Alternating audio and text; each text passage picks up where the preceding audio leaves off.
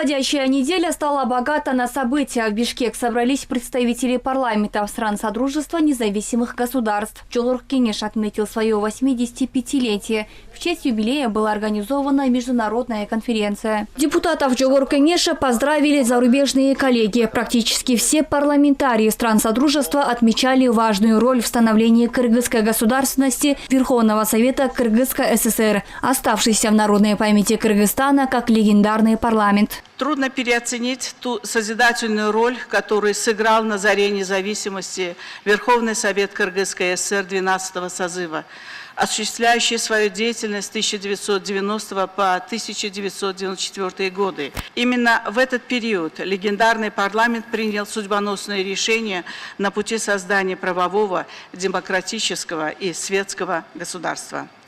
Депутаты этого созыва действовали на разломе эпох и стали эпицентром исторических событий. На период его работы пришлось принять ряда судьбоносных решений, определивших правовую базу суверенного государства. Это было время принятия декларации о суверенитете и независимости. Всего за 3 года было принято почти 150 новых законов, и в более 100 законов внесены важнейшие изменения.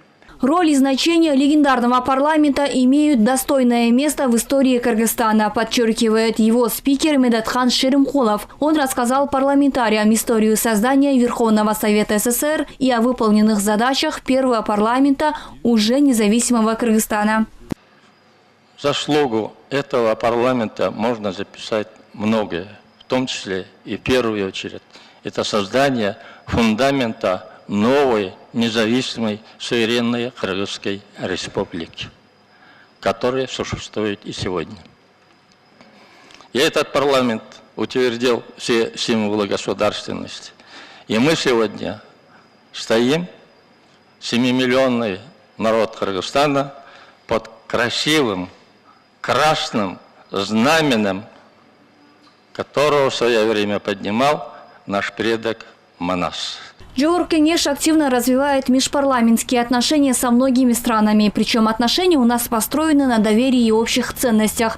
Поздравляя кыргызский парламент, Валентина Матвиенко остановилась на древней форме всенародного волеизъявления кыргызского народа Курултае.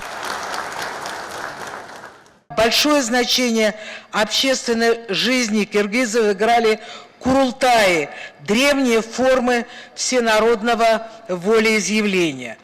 На основе этих вековых традиций был создан современный киргизский парламент, который сыграл важную роль в развитии республики и в советский период, и на этапе становления независимого Кыргызстана. Депутатов поздравил и глава Кабмина Акылбек Джапаров. Он отметил, что каждое слово, произнесенное в Джогорку Кенеше, имеет свой вес. Высказанные в стенах Джогорку Кенеша слова отражают значение и роль парламента в обществе и структурах власти Кыргызстана. Акылбек Джапаров добавил, что решения и заявления нардепов должны приниматься к исполнению.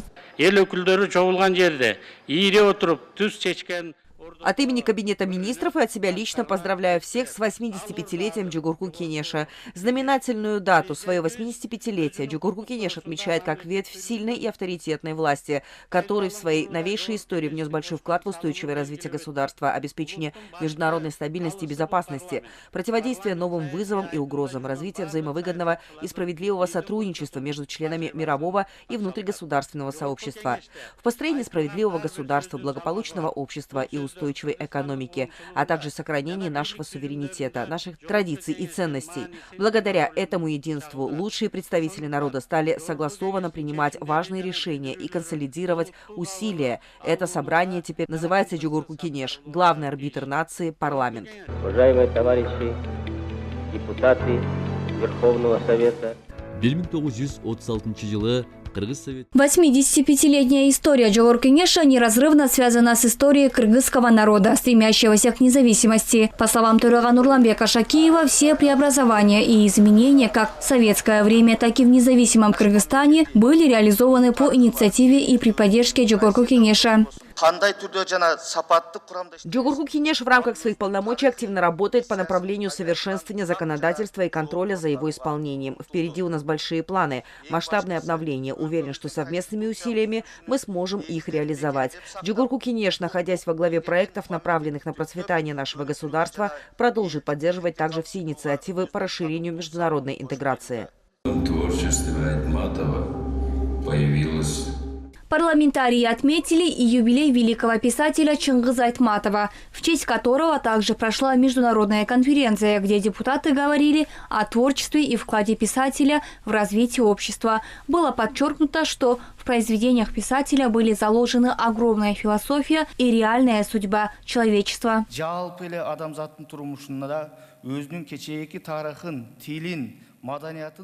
Он умел подробно описать жизнь простого человека, ставшего жертвой тоталитарной системы времени, в котором он жил, описать жалкую судьбу народов, лишенных национальных ценностей, и раскрыть эти ценности в образах людей, жаждущих справедливости.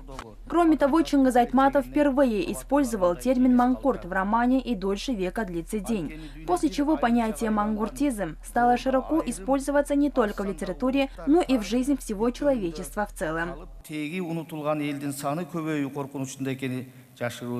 Имя Чингиза Айтматова известно не только в литературных кругах. Писатель занимался и государственной деятельностью. Он был депутатом Советского Союза, возглавлял посольство СССР в Люксембурге. Затем был послом в Бельгии, Нидерландах и во Франции. Чингиз Айтматов участвовал в формировании позиции правительства на уровне международных организаций, а также при выработке международных документов заключения соглашений. Общенациональный лидер Азербайджана Гейдар Алиев, высоко ценивший творчество и лично Чингиза Айтматова, говорил, что Чингиз Айтматов, подаривший замечательное произведение «Сокровищница мировой литературы», является гордостью как Кыргызстана, так и всего тюркского мира. Айтматов сделал очень многое для укрепления дружбы и взаимопонимания между народами, отметила глава Федерального совета России. По словам Матвиенко, Чингиз Айтматов одним из первых призывал к диалогу цивилизаций. По своей природе он был созидатель и объединитель. Великий писатель особенно дорожил дружескими отношениями между Киргизией и Россией. Как вы знаете, Айтматов вырос в семье, где свободно говорили на киргизском и на русском языках. Он подчеркивал, что для киргиза оба этих языка – два крыла для птицы. Затем депутаты стран Содружества приняли участие и в международной конференции, посвященной русскому языку. Народные избранники говорили о его роли как языка межнационального общения в СНГ.